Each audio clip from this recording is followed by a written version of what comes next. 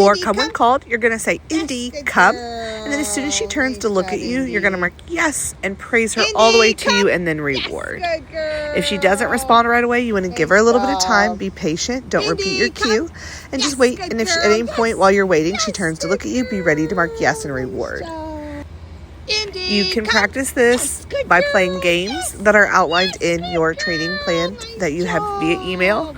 But you can also do this kind of in my favorite ways, kind of in real context, where you would take her out in the yard, practice calling her, rewarding her, and letting her go back to doing whatever it was she was doing. This helps build in check-ins and the idea that I'm not always ending your fun. The other thing to practice with Indy is that when she comes to you, is practice reaching out, touching her, reaching overhead, grabbing her collar, things like that, so that if there were an emergency and you needed to grab her, she wasn't shy about doing those things. You can also, to advance this cue, take her out on a long leash, a 20, 30, 40-foot leash in the front yard or to a green space at a park to practice the same way. Nice job.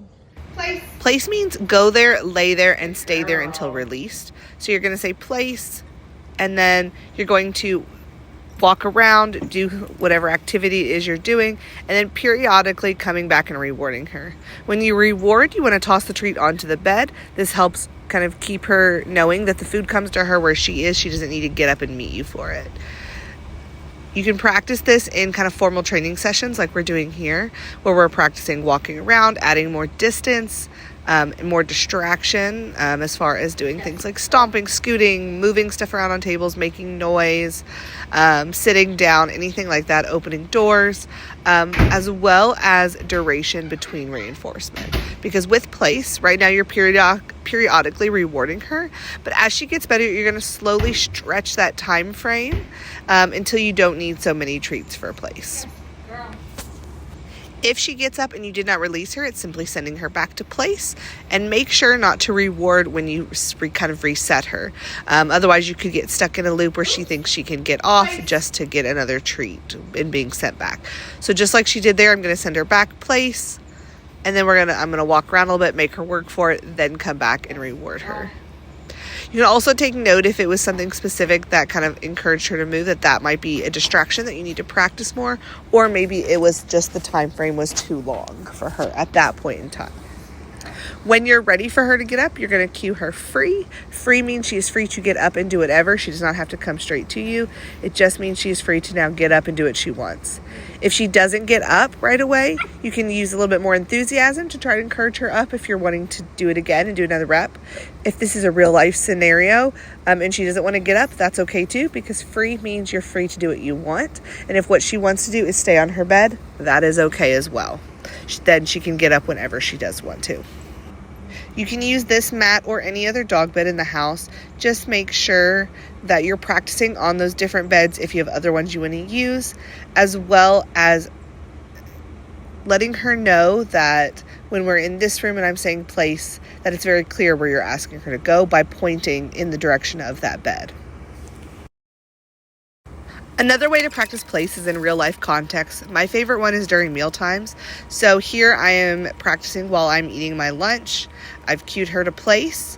You can see she's kind of half on it, half off, so you may want to scoot her a little bit closer to you. But she is capable of being that distance away. But throughout my lunch, I'm going to periodically reward her by tossing a treat over to her. So that would be the key point here, is making sure she is within reach for you, that you're able to toss the treat to her. And you're just going to reward her periodically as you go through. One thing with Indy is that she can get a little sassy if she's not getting the treats at the time she thinks she should get them. So if she is barking at you, you're going to ignore her and just wait. When she's quiet, wait a little bit while she's quiet, and then you can go and reward her. So when she starts to get sassy, I just don't want to reward her for that. I don't want her to think she can start barking at you to demand treats. So you're just going to wait her out, wait till she's a little quiet, then reward her if she's still staying on her bed. Just like with the other formal training sessions of place, if she gets up and she wasn't allowed to get up yet, you're going to send her back and tell her place. She has done really well with this and is able to stay on her mat throughout an entire meal. So this is something she has done really, really well with and understands the concept of. And one other note on this is that I tend to use something like string cheese when I'm working on this during meal times for 2 reasons. One, because it makes it high value, and so we're making this a really special thing that when I'm in the kitchen and we're eating, that you stay on your bed, that's your job, and you're going to get good stuff. And then kind of the most important reason for me is I don't really personally want to touch dog treats and then touch my own food. So just using something like string cheese that's not messy for you and doesn't stink, that you don't mind touching, and then continuing to touch your own food. So what I'll do is just grab 1 or 2 sticks of string cheese when I sit down for a meal, go to the table, open it up, and then I'm just periodically tearing small pieces off and rewarding her. These pieces can be the size of a pea. They do not have to be very big at all. Down. Stay is the same thing as place, only without the placemat. So you're going to ask her to sit or down and then stay. And then same kind of idea is that you're going to walk around, move around, come back, reward her, and then release her with that word free. The main difference between place and stay, other than one being on a bed and one not being on a bed, is that stay is typically used for shorter term activities, a minute, 2 minutes, max up to a few minutes, maybe 5 minutes or so. Whereas place is your longer term stay. Place is when you need 10 minutes, 15, 20, 30 minutes, and so on. But just like place, when you're ready for her to be released, you're going to use that keyword free, and that means she's allowed to get up and move.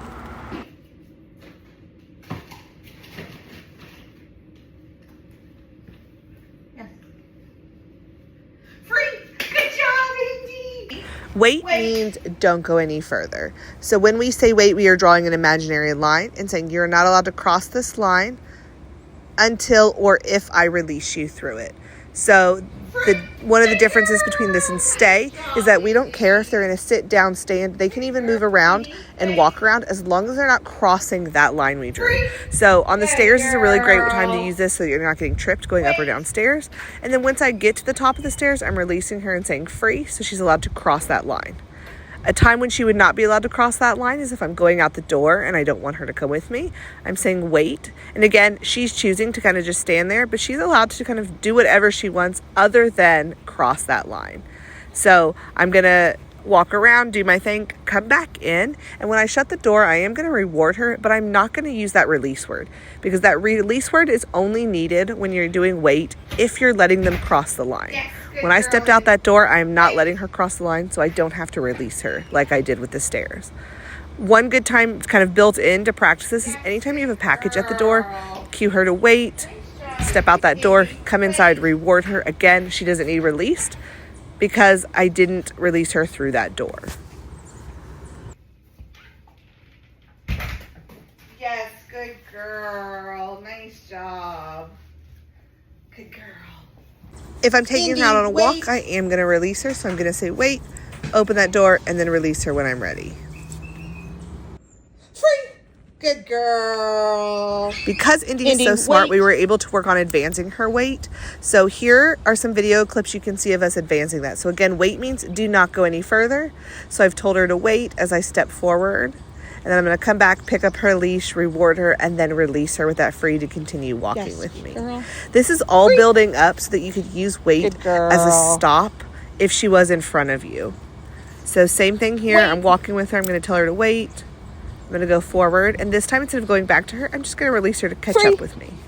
Good girl. And here's where you can see where we're going to start building up to that emergency stop. So she is walking in front of me. I said, wait. She stopped. Yes, I'm going to reward her and then release her free to keep going. So as she gets better at this, she can start practicing like dropping her leash if she's walking in front of you, and then saying wait and see if she'll stop. And then again, building up to this in the yard or anywhere else where you can tell her to wait. Leave it means back away from the thing you were heading towards. So here we're practicing with treats. We're going to start with dropping one treat, another treat, saying leave it. When she backs away, we're going to mark yes and reward her. The purpose of practicing in this way and dropping multiple treats at once is to build up to real life scenarios where food drops, things like pills drop. You drop something when you're walking through the kitchen and you can tell her to leave it and she will back away and then you can reward her. In real time, you're not necessarily going to have a treat on you. So what you're going to do is go get a treat from the cookie jar with her while you praise her. This is called a praise party. This is how you're going to handle this in real time. But you can also practice this in other areas of the house like I'm doing here with the kitchen to build up to those scenarios. Because you're not going to have the treats on hand when these real life leave it and drop it's happen, make sure that you are keeping treats in areas of the house where you spend the most time with her. The same is going to go for drop it. Drop it means let go of the thing that's in your mouth. You can practice this with items that she likes to pick up, maybe like socks or shoes or pine cones. Indy has come such a long way with her crate, so you can cue her crate. When she's in, you're going to reward her with a treat. Every time I ask her to go in the crate in real time outside of training sessions, she is getting one small little treat. This applies at bedtime and during the day. This just helps keep reinforcing her and her learning that good things happen in her crate. Another thing you could do to help build on this if you want is feeding her in a crate. We've been doing that at my house. And so when she sees me prepping her food and walking towards the crates with her bowl, she's going ahead and running right in her crate. So we're just building a lot of positive association with being in the crate.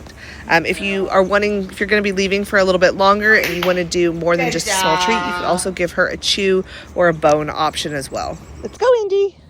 All right, so I'm going to go out on a walk with Indy and kind of show you what it's like walking with her and kind of working with her. So the main thing that we're working on is what we would call rewarding good choices. So what this is yes, when she's walking nicely next to us, when she's walking even slightly in front, but the leash is still loose, when she offers us attention, we're going to mark yes and reward her. So what we're doing is capturing the good behavior and telling her we like that, which encourages her to do it more. So as you're doing this, we've started out with rewarding kind of 100% of good choices. And this week we've been kind of trying to start to wean down to 75% and just reward a little less. And that's kind of what you're going to continue to do as you're training her at home. Come on. Good girl. When you reward her, it's really important that you reward her with the hand closest to her. So I've got her on my left side, so I'm going to reward with my left hand. Yes. Good girl. This is really important because if you start crossing over your body with your hand, let's go. Come on, Indy. Yes, good girl. Indy, this way. All right, sorry about that. If you start crossing your body from your other hand, what you're going to have is her meeting you in front of you instead of walking nicely next to you. So we don't want that. She's very smart. She figured that out really fast. And so we want to make sure we're rewarding with the hand close to her right at our side. Yes. So you can see even if she's a little behind or even if she was a little in front, my hand is still going to come straight to my side and she has to come back to me because all the good stuff is going to happen right next to me, which is what encourages her to walk nicely like this the majority of the walk. Indy, over. We're just going to pull over for a second because there's a car coming. Yes. So you can use over, which is our cue to pull off to the side and sit down and wait for a car or whatever to pass. Yes. And then let's go is our cue. Let's go. That means we're moving again. So this could be, yes, where we've stopped to sniff, we've pulled over for a car, anything like that. You stop to talk to a neighbor. Let's go means we're moving again. So that's kind of the main things we're doing here. Indy's not doing a whole lot of pulling. Once she figured out kind of the rewarding good choices, she's done so good with it. So you can see she's offering me a lot of attention. She can walk in front a little bit. Yes. And I can still mark and reward that. But you see my hand still comes to my side and she's going to meet me back at my side for that. Because I don't mind if she's slightly in front like this. Yes. As long as she is not pulling and that leash is staying loose. Good girl, Indy. Oftentimes too, what you'll see, she's kind of at the point where she's figured out the leash boundary. And what you'll see her doing is going to the end of the leash and then immediately stopping when she kind of hits that end. And turning back and looking. And so we're going to mark and reward that because that's great. Let's go. That she's noticing right at the end of the leash. Yes. So just now, she wanted to stop and sniff. That's fine. I'm okay with letting them stop and sniff. What I'm not okay with her doing is trying to pull me to go sniff things, which is what she was doing there. She was starting to try to drag me up into their yard, and we're not doing that. So I'm going to use in that scenario, I'm going to use that cue, let's go. and we're going to just move along. If she wants to stop and sniff within the length of the leash, kind of without pulling me, I'm all for her getting to stop and check things out, and kind of have a little sniff break. That's an important piece for dogs. Yes, good girl. Nice job. It's also important that you're not rewarding only when she's looking at you, and that you're also rewarding when she's just walking nicely but not looking at you like this. Yes, because we don't want her to feel like she has to be looking at us to get the reward, right? We don't expect her to stare at us for an entire walk. So we want her to know it's not about the looking at us. That is the thing. It is the walking next to us. This way. And our last cue is this way. This way is what we use to tell her we're changing directions. Good girl. Nice job, Indy. So you're just going to cue this way and then change your direction, whether it's, completely going 360 from where you came, or even just taking a turn at the road, anything like that. Just letting her know we're changing directions. One last thing with walking is if you do see, yes, good girl, a stimulus like a squirrel or something that she is really interested in, what we've worked on with her, and she's done really well, is what we call the look at that game. So when she looks at it, you will mark yes. And I know I said it. She knows that word. So you'll say that word and then you will reward her. If she doesn't turn back to you, which sometimes she still doesn't. So in that first times that we've played, right, with a squirrel, she's staring and I say the word, she doesn't turn back and look, then I'm going to take that treat, put it in front of her nose and turn her back to me. Indy. So, right, if she was staring at a squirrel and she wasn't responding when I said the Y word, I'm going to put my treat in front of her, turn her head back to me and give her that treat. And you're going to do that as many times as she needs to until either she stops looking at the thing, the squirrel, the car, whatever, or the thing has gone away. So with the squirrels right now, most of the time they've gone away because they don't stick around for too long. Whereas other things, she's not as bothered by. People, dogs, she doesn't have to look at as long. Yes, good girl. Good girl. So all you're doing there is marking her for looking at the thing and then rewarding her. Because we don't mind if she looks. It's the reactions like the lunging or barking that are the problem. So here's another instance where she's trying to pull to go sniff. Not okay with this. So we're going to say, let's go. And we're going to start moving. Yes, good girl. And then keep her going. It's really important in that situation that when you say let's go, you actually move as well so that she moves too. If you don't move, she's not moving. Good girl, Indy. Good girl. So that is walking with Indy. She's done so good. Oh, somebody left some dog poo there. She's done so good with her walking, and she's going to be wonderful to take on walks. She's already so pleasant to walk with. So that's it for Indy. And that's a wrap on Indy's training.